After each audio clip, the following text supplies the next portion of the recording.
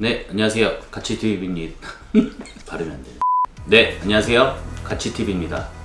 오늘은 많이 기다리셨던 시간 같습니다. 스마트 스토어 상품 등록 관련돼서 설명드리도록 하겠습니다. 스마트 스토어도 기본적인 시스템에 맞춰서 저희가 상품 등록하면은 별 문제없이 등록은 되겠지만, 하지만 저희도 상품 등록을 하고 최대한 저희가 등록한 상품이 상단에 노출되게끔 그 로직에 맞춰서 상품 등록하는 게 더 중요하겠죠. 그래서 그거에 맞춰서 등록하는 법에 대해서 설명을 드리도록 하겠습니다.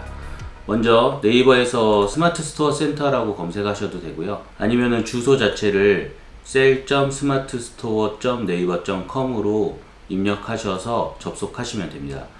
두 가지 아이디로 저희가 가입을 할 수가 있어요. 판매자 아이디로 가입을 하셔도 되고요. 가입하셔서 로그인 하셔도 되고요. 아니면은 기존의 네이버 아이디로 가입을 하셔서 로그인 하셔도 되고요. 저는 네이버 아이디로 로그인을 하도록 하겠습니다.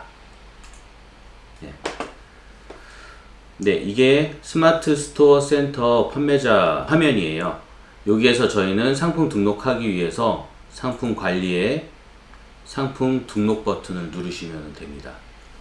가장 먼저 카테고리 입력하는 영역이 나오죠. 모든 마켓이 동일한 거는 상품을 등록할 때 해당하는 주요 키워드, 메인 키워드와 카테고리와 매칭이 되느냐 안 되느냐에 따라서 노출이 잘 되느냐 안 되느냐예요. 네이버에서 예를 들어서 제가 티라이트라는 상품을 등록을 한다라고 하면은 티라이트라는 키워드로 검색을 해보면은 파워링크 영역이 나오고요. 그 밑에 네이버 쇼핑이 나오는데 저희가 기본적으로 스마트 스토어에 상품 등록을 하게 되면은 네이버 쇼핑에 노출이 되는 구조인 거죠.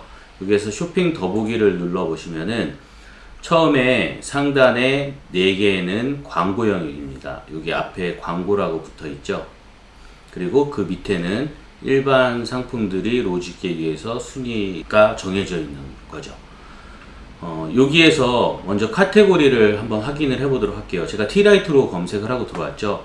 가구 인테리어, 인테리어 소품, 아로마 캔들 용품, 초향초. 두 번째 것도 똑같죠. 세 번째도 똑같습니다. 네 번째도 똑같고요. 다섯 번째, 여섯 번째.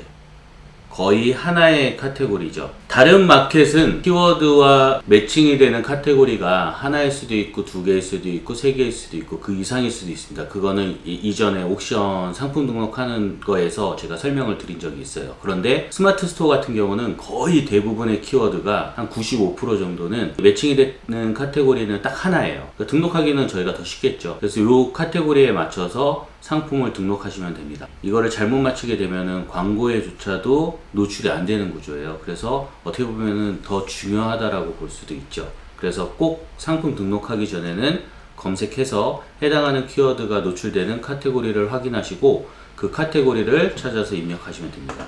네, 그럼 스마트 스토어 센터에 와서 다시 설명드리도록 하겠습니다. 카테고리명은 직접 찾아서 입력할 수도 있지만 간단하게 맨 뒤에 카테고리 초향초 부분을 여기에서 검색하셔도 돼요. 초향초 하시면은 요게 매칭이 되는 카테고리를 선택할 수가 있습니다.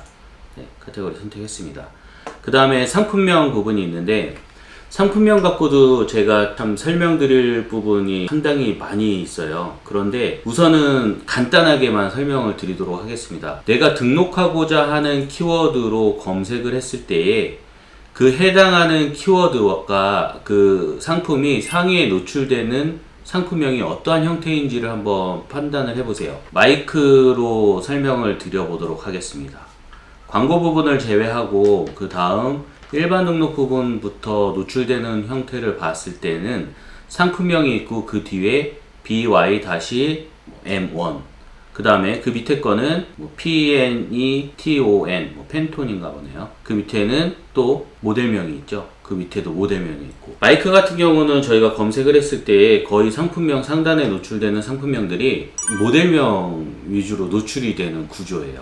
이런 형태로 노출이 되는 키워드들이 있고 예를 들어서 원피스를 제가 조회를 해보겠습니다. 원피스는 약간 혼재되어 있기는 한데 원피스를 봤을 때는 처음에 광고를 제외하고 맨 상단에 노출된 게 뒤에 모델명처럼 나오는 게 있죠.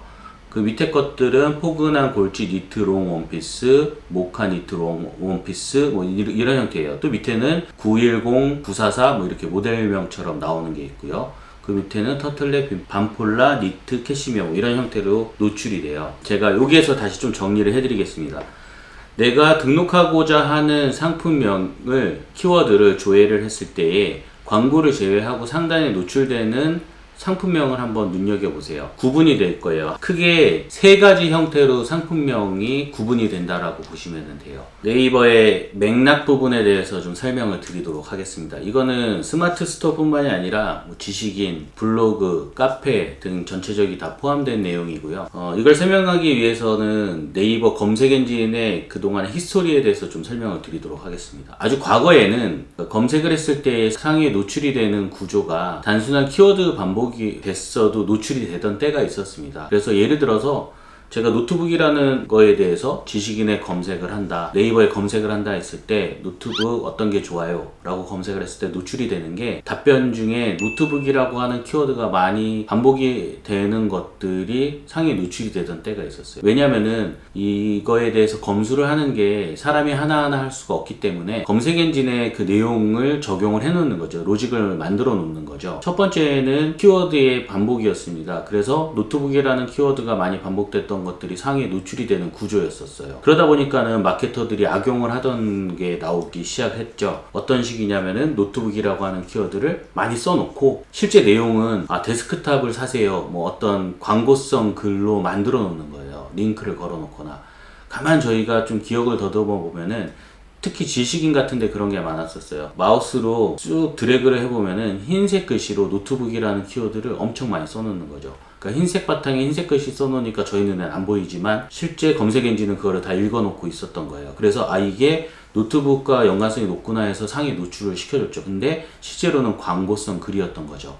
그러다 보니까 네이버의 신뢰도가 많이 떨어지게 되는 거죠. 그래서 네이버의 검색 엔진은 계속 변화가 있었던 겁니다. 그래서 그 다음번에 어떤 변화가 있었냐면은 단순하게 키워드만 많이 나열하는 것보다는 이 노트북에 대해서 내가 설명을 하다 보면은 브랜드도 설명할 수도 있겠고 또 더 깊이 들어가서 설명을 하면은 이 모델명 갖고도 설명을 하게 될 거예요. 그러다 보면은 KT-102357 뭐 이런 모델명들까지 설명을 하게 되겠죠. 그럼 그런 모델명이 들어간 설명이 좀 더 전문화된 거다라고 네이버 검색 엔진이 판단할 때가 있었습니다. 그래서 아까 보여드렸던 마이크 같이 영문, 숫자, 특수문자 등이 포함된 상품명이나 이런 키워드들이 많이 들어간 것들이 상위에 노출이 되는 구조를 띄우던 때가 또 있었습니다. 그러다가 이제 향후 바뀌게 된 거는 예를 들어서 명동 맛집이라고 하는 키워드로 저희가 검색을 했을 때에 뭐 칼국수집에 대해서도 설명이 있을 테고 돈가스집에 대해서 설명이 있고 하겠죠. 그러니까 이용하는 사람들이 명동 맛집으로 검색하는 게에서 끝나는 게 아니라 명동 맛집으로 검색을 하다 보니까 칼국수집이 명동 맛집이구나 라고 판단을 하게 되죠. 그래서 이어서 칼국수집을 또 검색을 하게 될 테고 명동 맛집에 검색을 하다가 명동에서는 또 돈가스집이 유명하구나 라는 걸 알게 되고 또 돈가스집을 이어서 검색을 하게 되겠죠. 이게 이제 맥락 혹은 빅데이터에 들어가는 겁니다. 이렇게 이용하는 사람들이 대부분 칼국수나 돈가스를 또 검색을 하게 되기 때문에 이 컨텐츠를 생산할 때에는 명동 맛집 칼국수 혹은 명동 맛집 돈가스 집이라고 키워드를 잡아놓고 등록을 하면은 이게 더 상위에 노출이 될 여지가 있다라는 거죠.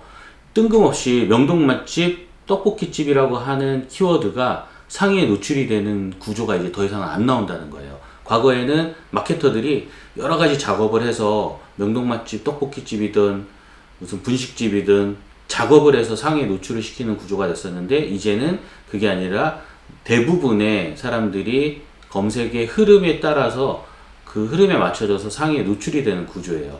그렇기 때문에 원피스라고 하는 키워드가 향후는 뭐 봄나들이 원피스, 그건 이제 봄에는 당연히 나들이를 많이 가거나 예를 들어서 결혼식을 많이 가게 되겠죠. 그러다 보면 원피스를 찾는 게 단순하게 원피스를 찾는 게 아니라 봄나들이 혹은 하계 패션 이런 식으로 하다 보니까 원피스의 그 수식어가 봄나들이 혹은 하계 패션이라는 수식어가 들어간 게 더 상위에 노출이 될 테고, 예를 들어서 겨울에는 뭐 따뜻한 원피스 그런 키워드들이 수식이 되는 것들이 더 상위에 노출이 되는 구조가 되겠죠. 그래서 이거는 좀 개념을 잡고 계시면서 상품을 등록을 할 때 단순하게 키워드를 잡아서 등록하는 게 아니라 이것도 검색을 해서 어떤 키워드들이 상위에 노출이 되어 있는지, 영문, 숫자, 특수문자 등이 주류를 이루어서 상위에 노출이 되는 것들이 있는지, 아니면은 옥션 G마켓처럼 키워드들이 나열이 돼서 노출되는 게 상위에 배치가 되어 있는지, 아니면 제가 지금 마지막으로 말씀드렸던 맥락과 빅데이터에 의해서 여러가지 수식어에 의해서 상위에 노출이 됐는지를 판단을 하시고 거기에 맞춰서 상품 등록을 하시는 게 가장 노출이 잘 될 수 있는 기본 조건이 될 거예요. 그래서 항상 상품 등록하기 전에는 해당하는 상품의 카테고리 뿐만이 아니라 상품명까지 눈여겨보시고 등록을 하시면 좋을 것 같습니다. 그럼 이제 바로 등록하는 걸 설명드리도록 할게요.